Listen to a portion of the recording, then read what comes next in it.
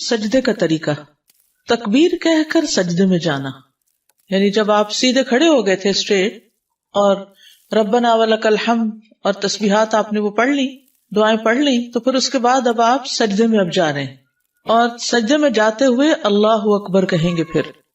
پھر جب آپ صلی اللہ علیہ وسلم سجدے کے لیے جھکتے تو اللہ اکبر کہتے، یہ صحیح بخاری کی روایت ہے۔ ثم کبر وسجد، سنن نبی داؤد کی روایت ہے۔ پھر آپ نے تکبیر کہی اور سجدہ کیا۔ سجدے میں جاتے ہوئے گھٹنوں سے پہلے ہاتھ رکھنا، یہ مسئلہ بہت متنازع فی ہے اور ہمیشہ لوگوں کے بیچ میں سوال کی شکل میں بار بار ابھرتا رہتا ہے کہ پہلے گھٹنے رکھیں یا پہلے ہاتھ رکھیں۔ تو کیا پتہ چلا؟ پہلے ہاتھ رکھنے پھر گھٹنے رکھنے۔ ابن عمر رضی اللہ عنہما سے مروی ہے کہ وہ سجدہ کرتے وقت گھٹنوں سے پہلے اپنے ہاتھ زمین پر رکھتے تھے اور کہتے ہیں کہ رسول اللہ صلی اللہ علیہ وسلم ایسا ہی کیا کرتے تھے۔ نافع کہتے ہیں کہ ابن عمر رضی اللہ عنہما سجدہ کرتے وقت گھٹنوں سے پہلے اپنے ہاتھ زمین پر رکھتے تھے۔ ابو ہریرہ سے مروی ہے، کہتے ہیں کہ رسول اللہ صلی اللہ علیہ وسلم نے فرمایا، جب تم میں سے کوئی سجدہ کرے تو ایسے نہ بیٹھے جیسے کہ اونٹ بیٹھتا ہے، اس کو چاہیے کہ اپنے ہاتھ اپنے گھٹنوں سے پہلے رکھے۔ یعنی کچھ لوگ کیا کرتے ہیں، پہلے گھٹنے رکھ کے بیٹھتے ہیں پھر سجدے میں جاتے ہیں، ایسا نہیں کرنا چاہیے۔ اسٹریٹ کھڑے اللہ اکبر کہہ کے نیچے گئے، پہلے ہاتھ رکھے پھر گھٹنے رکھے پھر بیٹھے، ٹھیک ہے۔ 7 اعضاء پر سجدہ کرنا۔ عباس بن عبد المطلب رضی اللہ عنہ سے روایت ہے کہ انہوں نے رسول اللہ صلی اللہ علیہ وسلم کو فرماتے ہوئے سنا، جب کوئی بندہ سجدہ کرتا ہے تو اس کے ساتھ 7 اعضاء سجدہ کرتے ہیں، اس کی پیشانی اور اس کے دونوں ہاتھ اور اس کے دونوں گھٹنے اور اس کے دونوں قدم۔ یہ جو ناک ہے، یہ جب پیشانی رکھیں گے تو ناک تو پیشانی سے بھی اونچا ہے، وہ بھی ساتھ رکھا جائے گا۔ ابن عباس رضی اللہ عنہما سے مروی ہے کہ وہ نبی صلی اللہ علیہ وسلم سے بیان کرتے ہیں کہ آپ نے فرمایا، ہمیں حکم دیا گیا ہے کہ ہم 7 ہڈیوں پر سجدہ کریں، 7 ہڈیوں پر سجدہ کریں۔ تمام اعضاء کا سجدہ کرنا۔ آپ صلی اللہ علیہ وسلم فرماتے تھے، اپنے بازوؤں کو درندے کے پھیلانے کی طرح زمین پر نہ پھیلاؤ، جیسے شیر چیتا وغیرہ بیٹھتا ہے، اور تم اپنی ہتھیلیوں پر ٹیک لگاؤ، ہتھیلیاں یعنی ہاتھ، اور اپنی بغلوں کو دور رکھو، یعنی ساتھ چمٹ کے نہیں رکھو۔ پھر جب تم ایسا کرو گے تو تمہارا ہر عضو تمہارے ساتھ سجدہ کرے گا، ورنہ کیا ہے، کچھ عضو ریسٹنگ پوزیشن میں آ جاتے ہیں اور کچھ سجدہ کر رہے ہوتے ہیں۔ تو جب انسان ہتھیلیوں پر اپنا پورا وزن ڈالتا ہے تو پھر سارے کا سارا جسم ایک طرح سے سجدے میں ہوتا ہے، ادھر سے گھٹنے لگے ہوئے ہیں، ادھر سے پاؤں لگے، ادھر سے سر لگا ہوا ہے، ادھر سے ہتھیلیاں، اور اگر آپ کونیاں زمین پر ٹکا دیتے ہیں تو کیا ہوتا ہے، آپ آرام کی پوزیشن میں آ جاتے ہیں، آرام ہونے لگتا ہے۔ اور جو شخص 7 اعضاء پر سجدہ نہ کرے اس کا کیا حال ہے؟ بخاری اور مسلم کی روایت ہے، سجدہ کرنے والے کے لیے جائز نہیں کہ وہ 7 اعضاء میں سے کسی بھی چیز کو اٹھائے، کیونکہ نبی صلی اللہ علیہ وسلم نے فرمایا، مجھے 7 ہڈیوں پر سجدہ کرنے کا حکم دیا گیا ہے، پیشانی پر اور اپنے ہاتھ سے ناک کی طرف اشارہ کیا، دونوں ہاتھوں، دونوں گھٹنوں اور دونوں پاؤں کی انگلیوں پر۔ اگر وہ اپنے دونوں پاؤں یا ان میں سے کوئی ایک، یا دونوں ہاتھ یا ان میں سے کوئی ایک، یا اپنی پیشانی یا اپنی ناک یا ان دونوں کو اٹھا لے تو اس کا سجدہ باطل ہو جائے گا اور اسے شمار نہیں کیا جائے گا، اور جب سجدہ باطل ہو گیا تو نماز بھی باطل ہو جائے گی۔ یعنی اگر کوئی شخص صرف ایک ہاتھ رکھتا ہے دوسرا رکھتا ہی نہیں، صرف پیشانی رکھتا ہے ناک رکھتا ہی نہیں، یا صرف ناک رکھتا پیشانی نہیں رکھتا، یا پھر گھٹنے تو رکھے ہوئے کیونکہ اس کے بغیر تو نیچے جا نہیں سکتے، تو گھٹنے اس طرح رکھے کہ پیچھے سے پاؤں اٹھ گئے، تو پاؤں اٹھنے نہیں چاہیے، پاؤں زمین کے ساتھ لگے رہنے چاہیے۔ تو اگر یہ 7 اعضاء نہیں لگے زمین پر تو سجدہ نہیں ہوگا، سجدہ نہیں ہوا تو نماز نہیں ہوگی، یہ یاد رکھیے، یہ بہت اہم بات ہے، یہ نماز کا اہم ترین حصہ ہے۔ چہرے کو اچھی طرح زمین پر ٹکانا۔ ایک طویل حدیث میں رفاعہ سے روایت ہے کہ نبی صلی اللہ علیہ وسلم نے ایک آدمی سے فرمایا جو نماز پڑھ رہا تھا، اور نبی صلی اللہ علیہ وسلم نے اسے نماز لوٹانے کا حکم دیا اور فرمایا، جب تم سجدہ کرو تو اپنے چہرے اور ہاتھوں کو زمین پر اچھی طرح لگاؤ، یہاں تک کہ تمہاری ہر ہڈی اطمینان کے ساتھ اپنی جگہ پر چلی جائے، ٹھیک ہے؟ یعنی اچھی طرح ٹک کے کرو سجدہ، جلدی میں نہیں، کیونکہ جو جلدی میں کرتا ہے وہ ایسے ہی جیسے ٹھونگا مار رہا ہو. ناک اور پیشانی اچھی طرح زمین پر ٹکانا. سنن الترمذی کی روایت ہے نبی صلی اللہ علیہ وسلم جب سجدہ کرتے تو اپنی ناک اور اپنی پیشانی خوب اچھی طرح زمین پہ جماتے اور اپنے دونوں ہاتھوں کو اپنے دونوں پہلوؤں سے دور رکھتے اور اپنی دونوں ہتھیلیوں کو دونوں کندھوں کے مقابل رکھتے، یعنی دونوں کندھوں کے مقابل آگے، یعنی کہ ایسے باہر کر کے سامنے ہی، یعنی جیسے جہاں کندھے آ رہے ہیں وہیں ہاتھ آ رہے ہیں. ابن عباس رضی اللہ عنہما سے روایت ہے کہ آپ صلی اللہ علیہ وسلم نے فرمایا اپنی ناک کو بھی زمین پر رکھ دو تاکہ وہ بھی تمہارے ساتھ سجدہ کرے. ناک کو پیشانی کی طرح زمین پر پہنچانا. آپ صلی اللہ علیہ وسلم فرمایا کرتے تھے اس شخص کی نماز نہیں جس نے اپنی ناک کو زمین تک اتنا نہیں پہنچایا جتنا کہ اس کی پیشانی پہنچتی ہے. دونوں ہاتھوں کا سجدہ.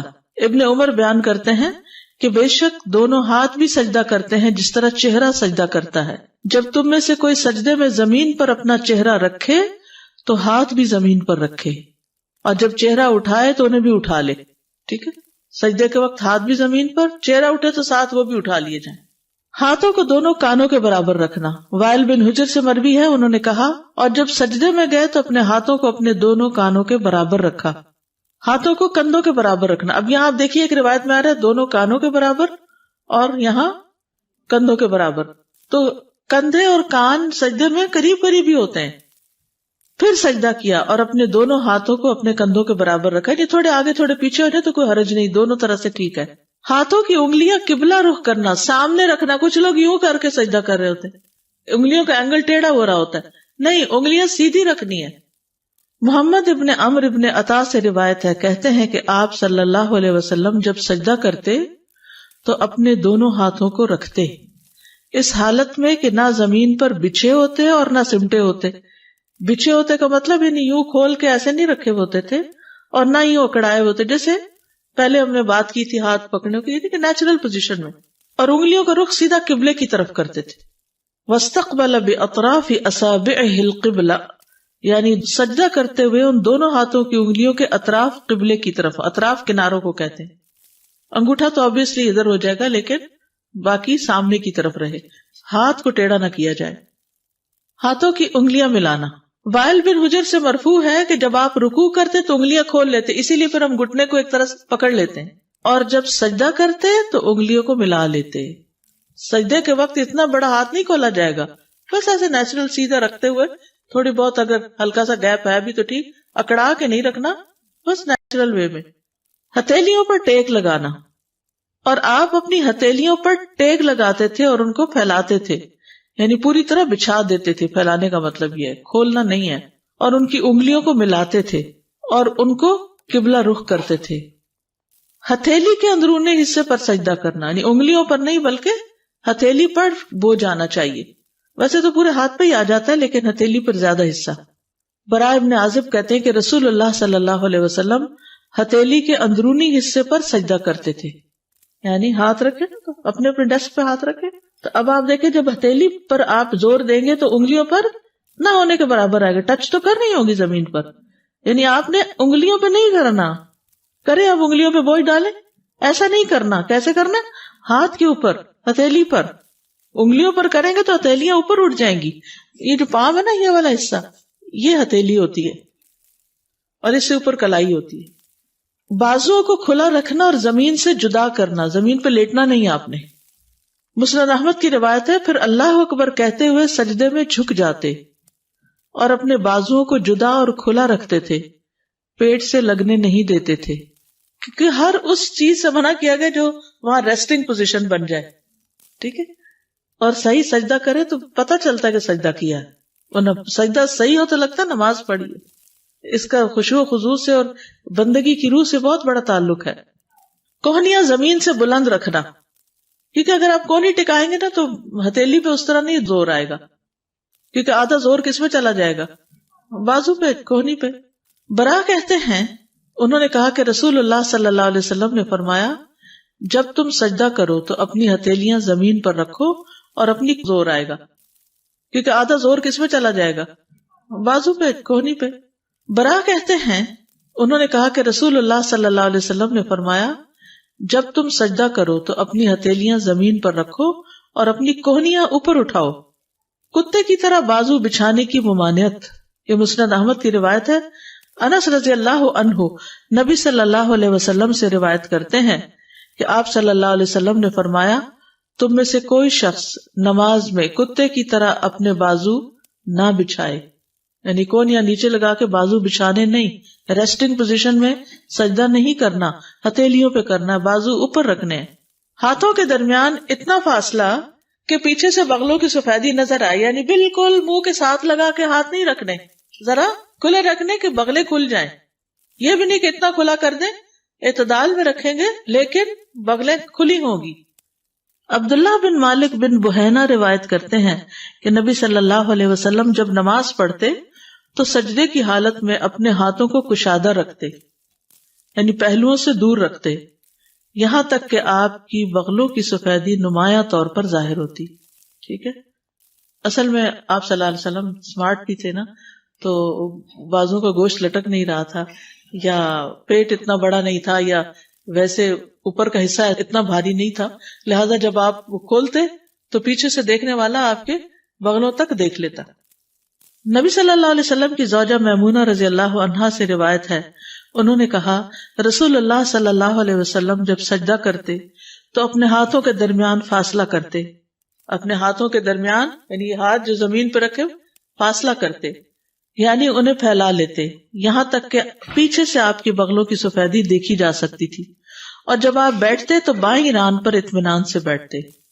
ٹھیک ہے, یعنی جب آپ سجدے سے اٹھ کر بیٹھتے تو کیسے بیٹھتے؟ بائیں پاؤں کے اوپر.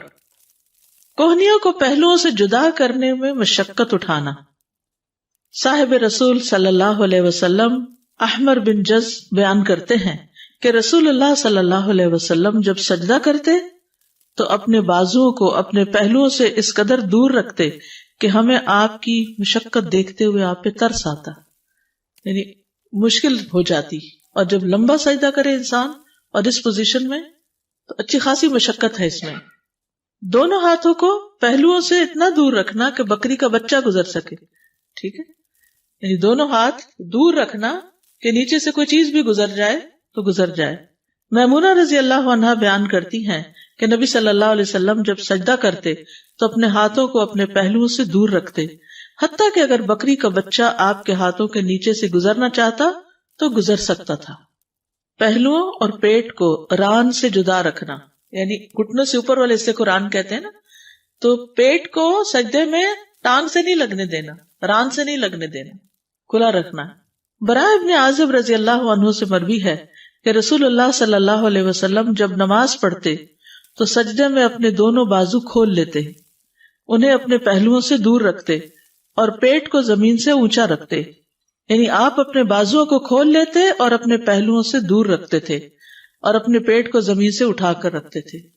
اب ظاہر ہے جس کا پیٹ بہت نکلا ہوا ہو تو وہ پھر, یا جیسے پریگنسی میں, وہ تو اتنا نہیں اوپر اٹھایا جا سکتا, لیکن ایک نارمل صحت مند انسان جو ہے اس کے لیے یہ آسان ہے. پاؤں کی ایڑیاں ملانا, یہ نہیں کہ ہاتھ بھی کھلے اور ٹانگیں بھی کھلی ہیں تو وہ عجیب سی شکل بن جاتی ہے. ایڑیاں باہر ملی ہوئی ہوں. انگلیوں کو زمین پر لگانا, یعنی سجدے میں انگلیاں زمین پہ ٹچ کر رہی ہوں, پاؤں کی انگلیاں. اور آپ اپنے گھٹنوں اور پاؤں کی انگلیاں بھی زمین پر رکھتے تھے اور اپنے پاؤں کے اگلے حصوں کو قبلے کی طرف کرتے تھے. پاؤں کی انگلیاں بھی قبلہ رخ کرتے اور ایڑیوں کو ملاتے اور پاؤں کو کھڑا رکھتے تھے. آپ نے اسی کا حکم دیا. اور اپنے پاؤں کی انگلیوں کو کھول کر رکھتے تھے, یعنی انہیں کھچ کے نہیں رکھتے تھے بلکہ وہ کھلی رہتی تھی. پاؤں کی انگلیوں کو قبلہ رخ کرنا. ابو حمید ساعدی رضی اللہ عنہ نے فرمایا مجھے رسول اللہ صلی اللہ علیہ وسلم کی نماز تم سب سے زیادہ یاد ہے. ابو حمید کو ان کی نماز سب سے زیادہ یاد تھی. اور جب آپ نے سجدہ کیا تو نہ آپ دونوں ہاتھوں کو بچھائے ہوئے تھے اور نہ ہی انہیں سمیٹے ہوئے تھے, نہ دونوں ہاتھوں کو بچھائے ہوئے اور نہ سمیٹے ہوئے, اور آپ کے پاؤں کی انگلیاں قبلہ رخ تھیں. پاؤں کی انگلیاں کشادہ رکھنے میں ایک اور حدیث بھی ہے مسند احمد کی. اب سجدے میں اطمینان کا وجوب, اطمینان سے سجدہ کیا جائے. انس رضی اللہ عنہ سے روایت ہے کہ اللہ کے نبی صلی اللہ علیہ وسلم نے فرمایا رکوع اور سجود کو مکمل کرو.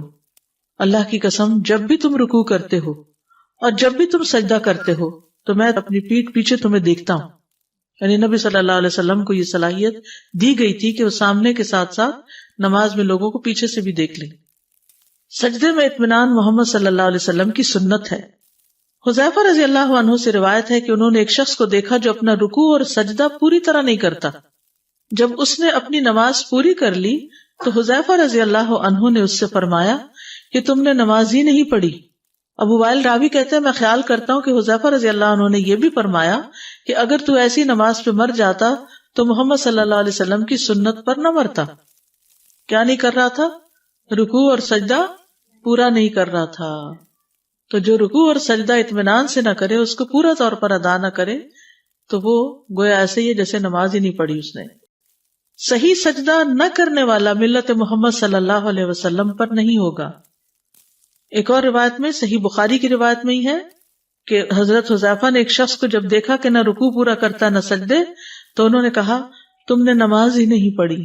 اگر تم مر گئے تو تمہاری موت اس فطرت پر نہیں ہوگی جس پر اللہ نے محمد صلی اللہ علیہ وسلم کو پیدا کیا. درست سجدے پر نماز کی قبولیت اور عدم قبولیت کا انحصار ہے. ابو ہریرہ رضی اللہ عنہ سے مرفوع روایت ہے کہ ایک آدمی 60 سال نماز پڑھتا ہے لیکن اس کی نماز قبول نہیں ہوتی. شاید اس کی وجہ کیا ہو کہ وہ رکوع تو پورے کرتا ہو لیکن سجدے مکمل نہ کرتا ہو، یا سجدے پورے کرتا ہو لیکن رکوع پورے نہ کرتا ہو. اتنی اہم بات ہے یہ. ابو مسعود انصاری بدری نے کہتے ہیں کہ رسول اللہ صلی اللہ علیہ وسلم نے فرمایا اس شخص کی نماز کافی نہ ہوگی جو رکوع اور سجدوں میں اپنی پیٹھ سیدھی نہ رکھے. جو رکوع اور سجدوں میں اپنی پیٹھ سیدھی نہ رکھے اس کی نماز کافی نہیں. امام ترمذی کہتے ہیں کہ امام شافعی، احمد اور اسحاق ابن راہویہ کہتے ہیں کہ جس نے رکوع اور سجدوں میں اپنی پیٹھ سیدھی نہ رکھی تو اس کی نماز فاسد ہے. سجدے کو مکمل کرنا. زید بن اسلم سے روایت ہے، انہوں نے کہا کہ ہم انس بن مالک رضی اللہ عنہ کے پاس گئے. انہوں نے پوچھا کہ تم نے نماز پڑھ لی؟ ہم نے کہا ہاں. آپ نے لونڈی سے فرمایا میرے لیے وضو کا پانی لاؤ. میں نے کسی ایسے امام کے پیچھے نماز نہیں پڑھی جو تمہارے اس امام سے بڑھ کر رسول اللہ صلی اللہ علیہ وسلم جیسی نماز پڑھتا ہو. زید نے کہا عمر بن عبدالعزیز رکوع اور سجدے مکمل کرتے تھے اور قیام اور قعود ہلکا کرتے تھے. یعنی بہت لمبا قیام اور بہت لمبا تشہد نہیں پڑھتے تھے لیکن رکوع اور سجدے بہت اطمینان سے ادا کرتے تھے. تو میک شور کہ رکوع اور سجدہ ٹھیک ہو. اطمینان سے ٹک کے سجدہ کرنا. سنن نبی داؤد میں نبی صلی اللہ علیہ وسلم کا فرمان ہے اور جب سجدہ کرو تو ٹک کر سجدہ کرو. فمکن لسجودک، حتیٰ کہ جوڑ مطمئن ہو جائیں. پھر اللہ اکبر کہے، سجدہ کرے حتیٰ کہ اس کے جوڑ اطمینان سے ٹک جائیں. ہر عضو کا اپنی اپنی جگہ پہ ٹکنا. سنن نبی داؤد کی روایت میں نبی صلی اللہ علیہ وسلم کی نماز کے بارے میں آتا ہے، اور سجدہ کیا اور اپنی ہتھیلیوں کو زمین پر رکھا، پھر کوہنیوں کو پہلوؤں سے دور کیا حتیٰ کہ ہر عضو اپنی جگہ پہ ٹھہر گیا. یعنی یہ پرائم ٹائم ہے، نماز کا پیک ٹائم ہے کہ جس میں انسان بندگی کا شدید اظہار کر رہا ہوتا ہے، تو اس کو بہت صحیح طور پر ادا ہونا چاہیے. جلدی جلدی سجدہ نہ کرنا. ابو عبداللہ اشعری سے روایت ہے، کہتے ہیں کہ رسول اللہ صلی اللہ علیہ وسلم نے اپنے اصحاب کو نماز پڑھائی، پھر ان کے ایک گروہ میں بیٹھ گئے. ایک آدمی آیا، وہ کھڑے ہو کے نماز پڑھنے لگا تو وہ رکوع کرتا اور سجدے ایسے کرتا جیسے ٹونگے مارے جاتے ہیں، جلدی جلدی بس ٹھک ٹھک. تو نبی صلی اللہ علیہ وسلم نے فرمایا کیا تم لوگ اس کو دیکھ رہے ہو؟ جو شخص اس حالت میں مر گیا وہ اس حالت میں مرے گا کہ محمد کی ملت پر نہ ہوگا صلی اللہ علیہ وسلم. یہ شخص اس طرح نماز میں ٹھونگے مار رہا ہے جیسے کوا خون میں ٹھونگے مارتا ہے، یعنی کوئی اپنا شکار کھانے کے لیے.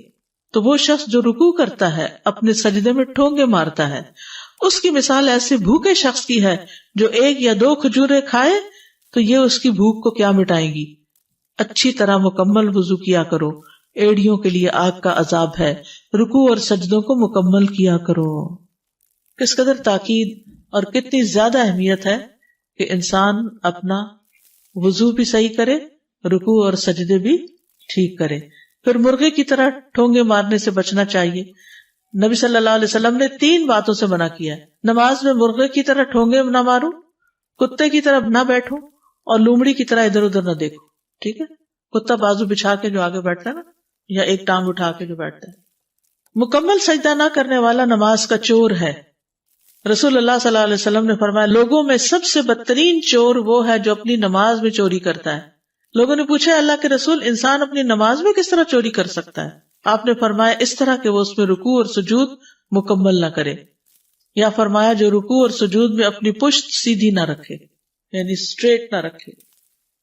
سجدہ پورا نہ کرنے والے کے لیے وعید۔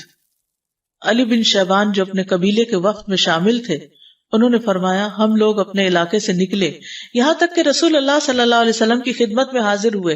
ہم نے آپ کی بیعت کی، آپ کے پیچھے نماز ادا کی۔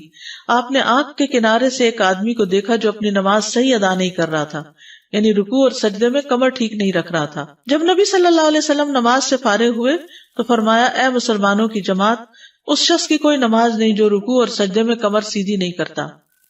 چہرے کا رخ موڑے بغیر آنکھ کے کنارے سے اگر کوئی چیز نظر آ گئی ہے، کسی کی حرکات و سکنات کا پتہ چل گیا تو اس سے نماز میں فرق نہیں پڑتا، لیکن خشوع میں تو بہرحال فرق ہو جاتا ہے۔ پھر نہیں، کونیاں نہیں پھیلانی، بازو اس طرح کرنے نا، یعنی بہت زیادہ بھی نہیں کرنے، بازو کا بہت ٹائٹ بھی لوگ کر دیتے ہیں، لیکن یہ ہے کہ پھر اس صورت میں جو اضطراری کیفیت جہاں بھی آ جائے نا، تو وہاں پر یعنی کوئی بیماری ہے، مجبوری ہے، کوئی جگہ تنگ ہے، پھر اس صورت میں جیسے بھی ہو نماز پڑھ لیتے ہیں۔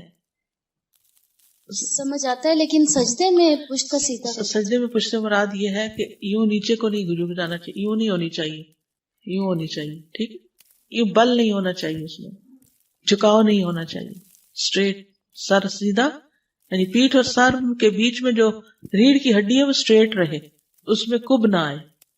اگر کسی کا ویسے بڑھاپے کی وجہ سے آ گیا تو اور بات ہے، یا یہ کہ اندر کی طرف نہ جھکا ہوا ہو۔ جتنی بھی ریسرچ کی گئی ہے، ایک حدیث بھی یعنی کہ عورت ایسے سجدہ نہ کرے، یہ علماء نے اپنی طرف سے کہا ہے۔ تو جب علماء اپنی طرف سے کہیں اور عورتیں سجدہ غلط کرتی رہیں اور اپنی نمازیں خراب کریں تو اس کو ماننا ضروری نہیں، اور کہتے ہیں کہ نہیں پردے کی وجہ سے۔ آپ دیکھیے گھر میں نماز پڑھ رہی ہے نا، اسی لیے تو عورت کا گھر میں نماز پڑھنا اور اندر والے حصے میں پڑھنا زیادہ بہتر ہے۔ ہمارے ہاں جو علماء تفریق کرتے ہیں نا عورت مرد کی نماز کی، تو وہ پھر اس طرح کی باتیں کرتے کہ بچ کے کرے، ہاں تو جب بچ گئے تو پھر سجدہ ہی نہ رہا۔ 7 ہڈیوں کا خیال رکھے تو صحیح سجدہ ہو جائے گا۔ 2 سجدے ہیں، آپ نے ایک سجدہ کیا اور ایک آپ کو یاد نہیں کہ آپ نے دوسرا کیا کہ نہیں، اب آپ نے سجدہ سہو ایک اور کر لیجئے اسی وقت اگر کر رہے ہیں، اوکے، اور اس کے بعد سجدہ سہو کر لیں۔ لیکن ایک سجدہ جب ہو گیا تو آپ کا رکن کمپلیٹ ہو گیا؟ نہیں، ایک سے تو رکن نہیں کمپلیٹ ہوگا، ایک رکعت اور پڑھیے، کیونکہ ہر عضو کو سجدہ کرنا ہے نا، ہر عضو کو سجدہ کرنا ہے، یعنی جب ایک چیز بھی آپ اپنی جگہ سے ہٹائیں گے تو اس کا اثر صرف اس پہ نہیں رہے گا، اور حصے پہ بھی چلا جائے گا۔ جب تک سجدہ یعنی پرفیکٹ ہوگا تو سارا ہی ہوگا، اگر ایک حصہ خراب کیا تو باقی بیلنس بھی بگڑ جائے گا۔ جی السلام علیکم۔ جب ہم سجدہ کر رہے ہیں تو ہماری جو سب سے چھوٹی انگلی ہے، I'm not too sure، وہ بھی ساتھ اگر نہیں ہوتی ہے ہی چھوٹی کوئی بات نہیں۔ اچھا، اب کچھ لوگوں کے جیسے میرا مسئلہ ہے کہ جیسے اگر انگوٹھا یا 2-3 انگلیاں زیادہ لمبی ہیں اور 2 جو ہیں وہ چھوٹی ہیں تو پوری نہیں ٹکتی زمین پر، تو اگر ایک بھی ٹک رہی ہے تو پھر ایک بھی کافی ہے، کیونکہ باقی پھر ہم ان کو ٹیڑھا کیسے کریں؟ اچھا سوال ہے یہ۔ بعض لوگ پیچھے سے پاؤں کراس کر لیتے ہیں، سجدہ کر رہے ہوتے ہیں اور پاؤں کے اوپر پاؤں رکھ لیتے ہیں، یہ بھی غلط ہے۔ انشاءاللہ آپ کو وہ نماز میں کی جانے والی غلطیوں کی اگر ویڈیو دکھا دی جائے تو اس سے پھر ساری غلطیوں کا پتہ چل جائے گا۔